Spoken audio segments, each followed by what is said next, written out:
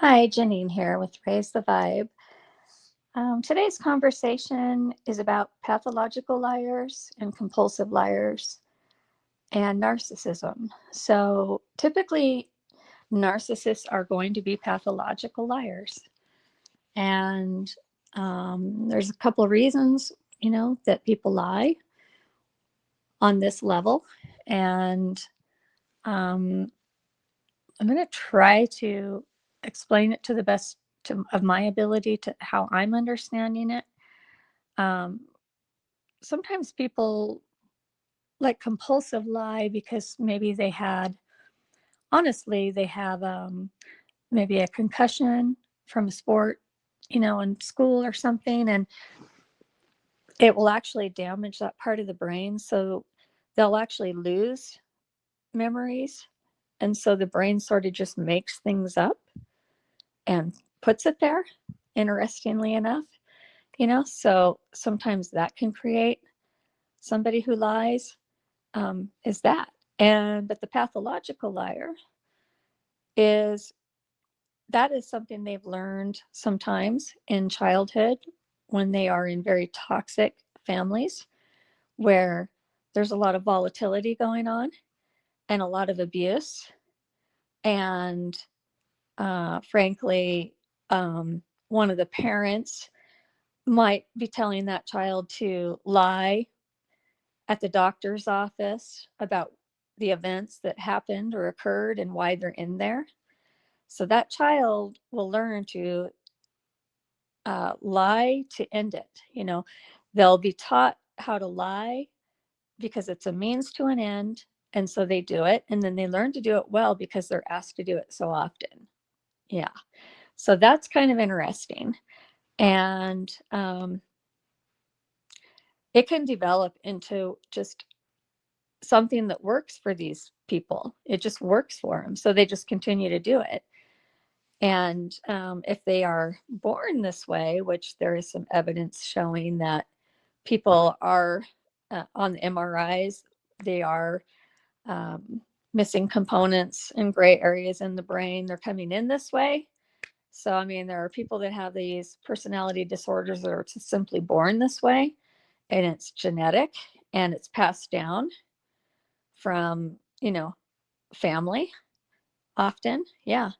And I will say the narcissistic relationship that I had was definitely passed down from generation. So, and it's just kind of it's a sad deal, but that's the way it is. And you have to understand that just because somebody's in an abusive environment, have you noticed a lot of people have been abused and don't necessarily turn out to be narcissistic? Yeah. So there is that quality that it could be, genetic, but it's also can be because it's a learned and taught skill early on, when you're being really neglected and harmed. Okay, so there is that, and it's sad, but unfortunately, personality disorders are something that you can't medicate. But if it's a compulsive liar who maybe is just doing it to as a means to an end, but it's not necessarily a narcissistic problem, but more so just a taught thing, that at least you can go to counseling, with someone who might have suffered from that, or find some kind of a medication that can help depending on what it is, so there's that. But yeah, it's interesting because what I have learned is the pathological liars are scary because they will tell you the craziest lies. And they do it, one, because they kind of like having something over on you and they think you're so stupid and they just kind of get off on it. So they'll lie about everything. And I just really want to tell you what to look for if I can to the best of my ability, because when I got into my relationship, I was pretty young and naive and I didn't have any reason to disbelieve, you know, but I was just remembering back when I was told early on, right out the gate, when I met my narcissistic partner, I was told some crazy, wild story about, being involved in, some military thing, but not being able to specifically give me the name of the group or anything about it. It was very vague, but it was very grandiose in nature. And, um, but it didn't involve any of your normal. I served the Navy, I served the Marines, I was in the, Army. None of that. It was a special group, and it just, and I believed it. I believed every word. And not only did it have this dynamic of I was so intelligent, they really wanted me for this special mission, but it was also very dramatic in that all the things that he had to face, and it was just a big load of shit. And at the time, though, I took it all in. I mean, I had no reason to disbelieve. I didn't know anything about any of this stuff. So, and I was pretty naive, and I had no boundaries, and I was an easy target. I'm going to go into that later too, because I really want us to have tools to not be victimized and targeted, and why, and how we could be accountable for ourselves and avoid that. But we'll do that in another um, podcast. But for right now, I just kind of want to focus on this.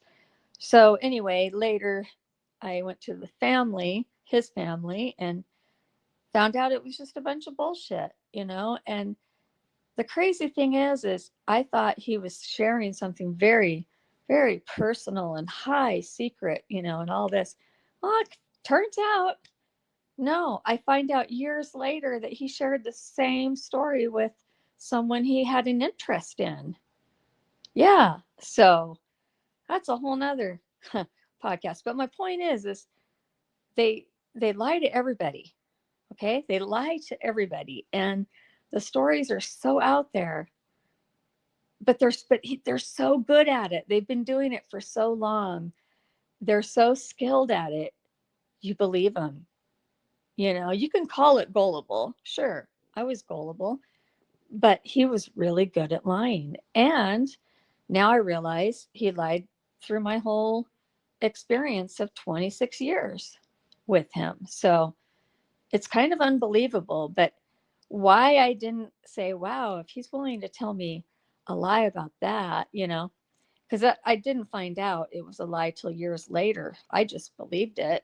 And I think at that point, I was just so far in that I was just trying to keep everything on the level, and didn't really understand the magnitude of what I was dealing with at the time. Yeah, anyway. But if somebody's telling you these kinds of stories right out the gate, be wary of that. Ask more questions. That's something I didn't do. And ask them to be more specific, and times, and who else was involved, and their names, and make them be specific, because something they will do is they'll be very vague to leave you in kind of a awe and kind of a and so that's kind of their goal. They don't want you to ask too much, they just want you to believe it. And that's another way they test to see how far they can get away with things for you too. So they are actually testing you just to see how, well, in their minds, how dumb you are. But I say, in my mind, how trusting you are, because I felt I wasn't dumb. I was trusting. I was too trusting. So try to remind yourself that if you trust somebody, it doesn't make you dumb. It just makes you trusting and loving, like healthy. That's a healthy human, to be able to trust and love. So don't feel bad about that if you made a mistake in life, especially these big ones, because you had a good heart. Okay. Anyway, so moving on, I remember um, just some crazy times, and I remember stories that just never added up, or where he was, or just, what he was doing and why. And I'm going to tell you is it escalates and it gets worse. It's not going to get any better. So if things are not adding up, you feel like you just can't fully plant your feet anywhere. It doesn't fully make sense, and you can't get any clarification out of them. That's a huge red flag, okay? Ask more questions. Do not let them evade, your uncertainty, or your, if things aren't clear, make them get clear. If they're not lying, they should be able to get clear. They should be able to give you all the facts. You know what I'm saying? So there's that. But it's kind of interesting because people lie for a lot of reasons. And, you know, like one of the reasons is if you're in a toxic family and you're being abused as a kid, and there's a lot of volatility going on, and a lot of physical abuse and whatever else might be going on. And if it's hereditary and it's handed down, which that is um, very likely in a lot of cases, it is finding to be genetic. I'm not sure if I mentioned that yet or not, but it is finding to be a genetic thing also, which explains a lot because not everyone who's abused becomes a narcissist. Okay, so that does explain a lot. It is very much genetically handed down, and it is also very much, being abused in a very abusive situation, or maybe like they say, the golden child, building them up too much. I don't know what plays more of a role, but they are taught and groomed to lie and manipulate on some level because it helps them, it gets them through life. And if they have been, if they truly are operating from a 2-year-old to a 4-year-old mentality, then that explains why they lie. Because kids are going to lie to end things. It's to a means to an end. Okay, and they learn that if I lie, it ends it. I don't have to keep dealing with it. I don't have to keep experiencing it. It's over. So they do that all through their lives, even into adulthood. And sometimes they do it just because they get off on it, and sometimes they do it because it makes them look charming or more appealing, and it gets them further along in life. So they're going to do it. They're going to do it. And it allows them to be really good at, one thing I want to say, actually, I'm going to back up a little bit. If they're lying like this to you in your relationship, they really don't have any respect for you at all. This is because they don't have any empathy. And, there have been scientific proof that in the brain, in the amygdala, is where we hold our empathy and where we hold our rational thoughts and our clarity, right? And they are kind of on the MRIs gray there, like darkened out there. They come in this way. So they are lacking that already. So they don't care how you feel or how you were affected or how you were hurt by their lies, because they don't have any empathy. They're only looking out for themselves to get through, so that's something really important to understand. And um, sometimes that amygdala, people will lie because, again, if I'm repeating myself, sorry, but that amygdala will get damaged from steroid use. And a lot of narcs are like totally into their bodybuilding and being, they're just into themselves. Okay, they're like hugely, their egos are huge, and they'll take steroids to build themselves up, and they think it looks great. It looks horrible, but they think it looks good. Whatever, let them. Let them. But that steroid use will actually damage the amygdala, which is where you carry a lot of that. So that can damage the brain. And also, if you get any concussions, that can also damage that area of the brain. And so, like I say, they'll lie because they have to fill in the gaps. They have to fill in missing memories. So the brain kind of just fills in whatever it wants to there, and they'll make shit up. And they do that.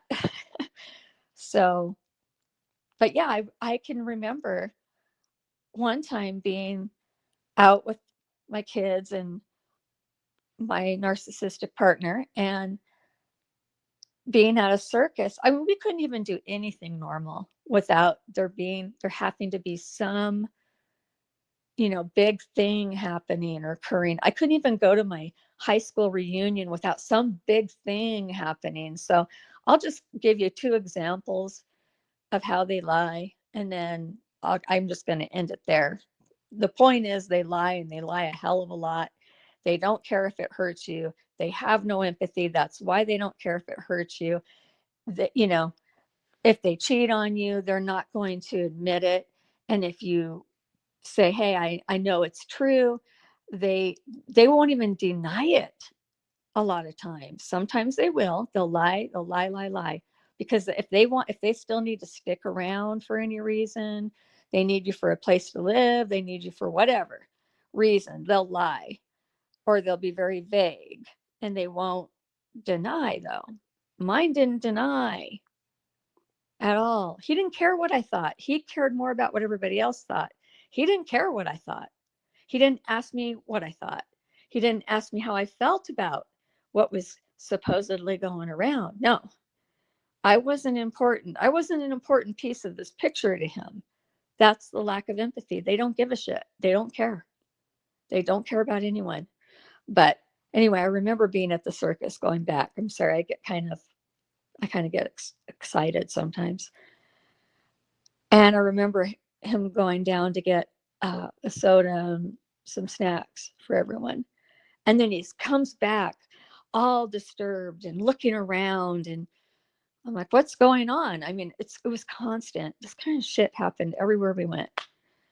And he's like, he just made up this big story about uh, a vendor and selling kids swords, and a poor grandmother with her grandchild, and the vendor trying to take the grandmother. And it was very clear the grandmother had very little money, and he tried to sell the kid a bad deal, a bad sword.